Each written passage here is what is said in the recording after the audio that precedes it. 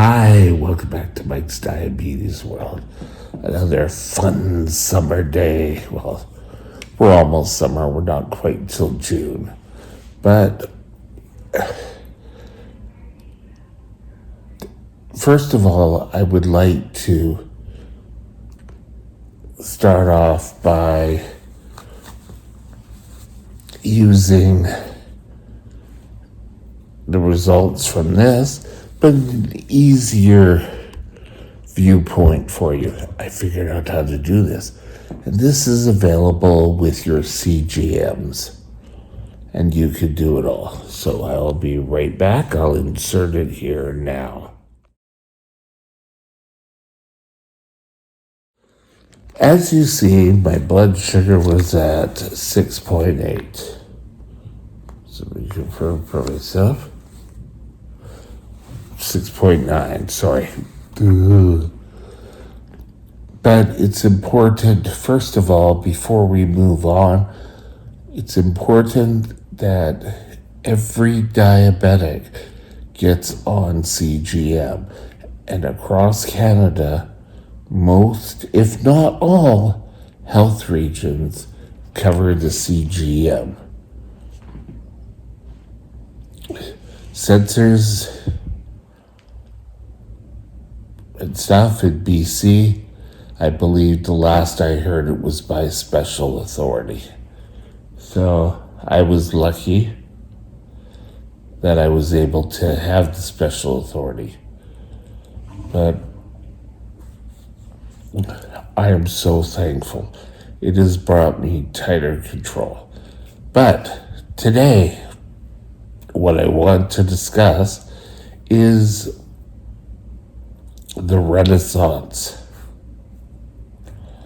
of diabetes care.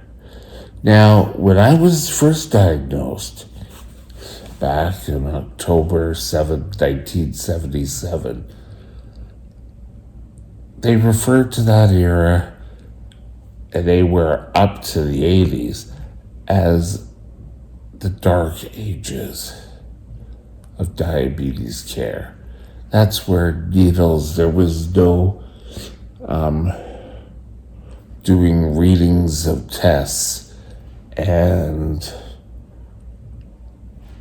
you didn't know where you stood every day until you either felt very high or very low. And even if you felt very high or very low, there was no way to really understand and take control of your diabetes. Even when I was first diagnosed, I had urine testing. And for anyone who's a type 1 diabetic and they find that their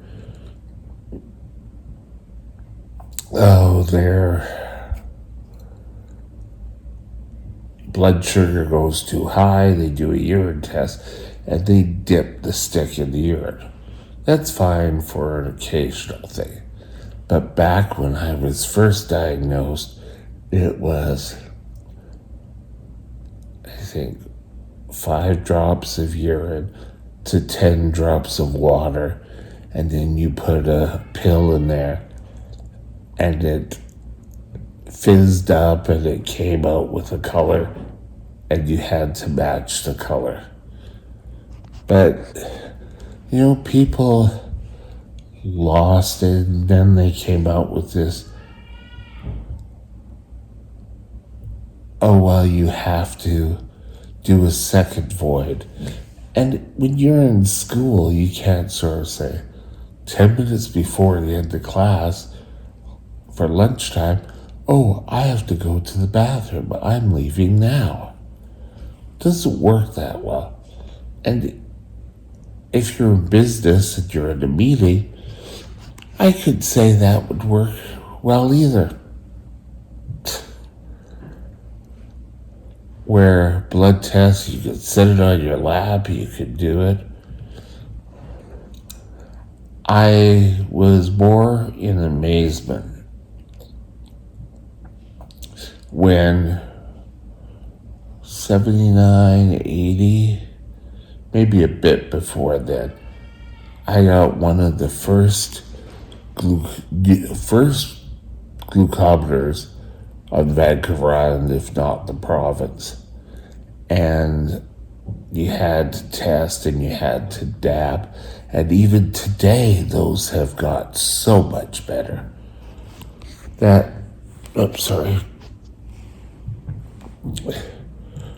You can find ways to take care of yourself. I'm off shots, and now I'm on continuous monitoring and on an insulin pump.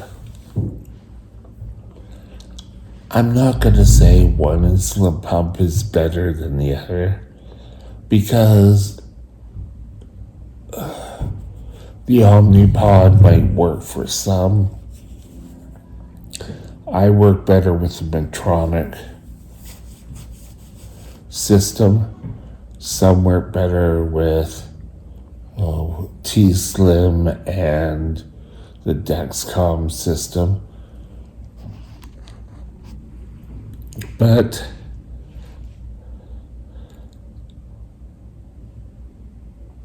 the big advance that sort of brought us out of the dark age was this huge trial.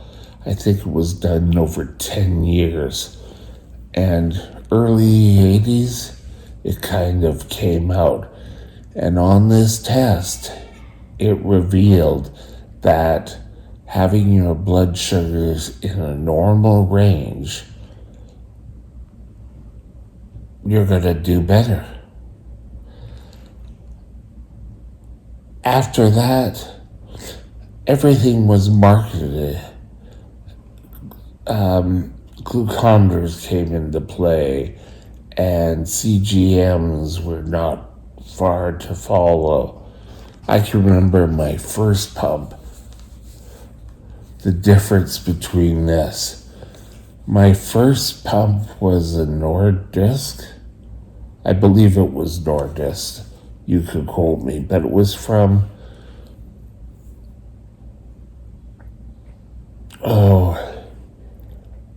Denmark, and it was pretty well, it just gave you insulin. And I don't remember counting carbs with it. I might have, but I don't remember counting carbs with it. My second pump, we went with a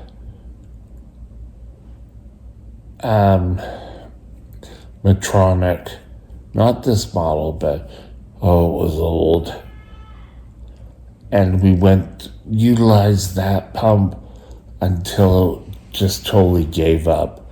And then we went for the Medtronic upgrades, the forerunner to this. It was the Veo, and then they started this format. And this format for me works the best. But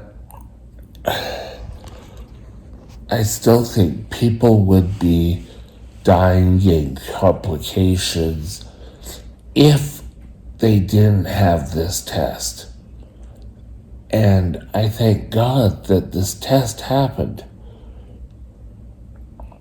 It also allowed for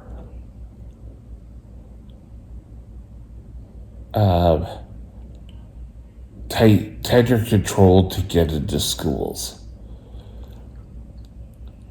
The students learn better when their blood sugars are normal. If they're high, if they're low, if they didn't sleep well the day before. And all this information, along with new laws that saying, sorry, there's patients in the other rooms here. But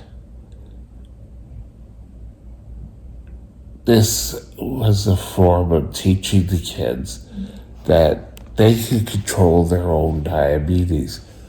If they have PE, they can set of temporary basal.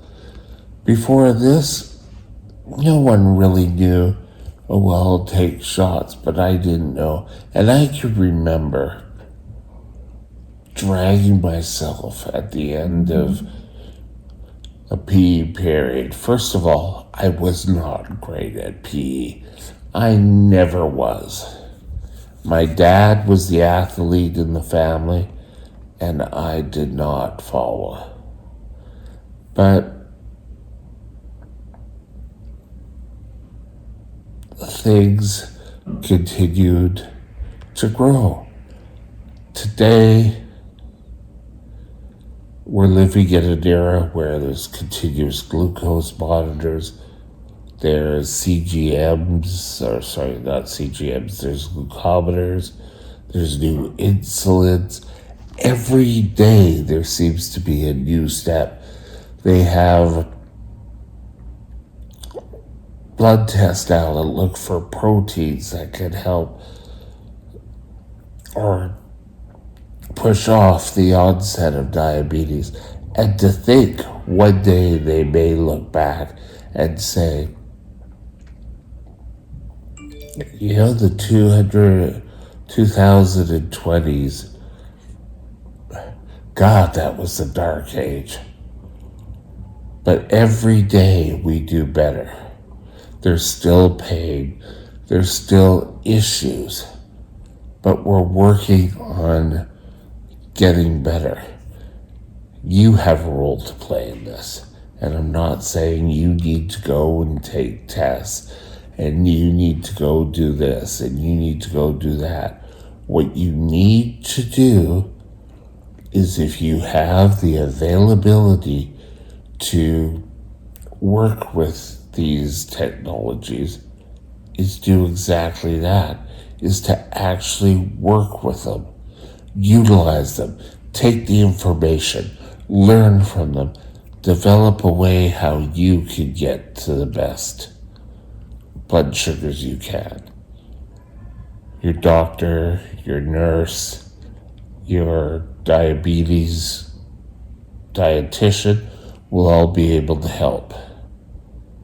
Don't worry that you're not understanding it all right now. It'll get better. Have a great day. We'll talk later. Bye now.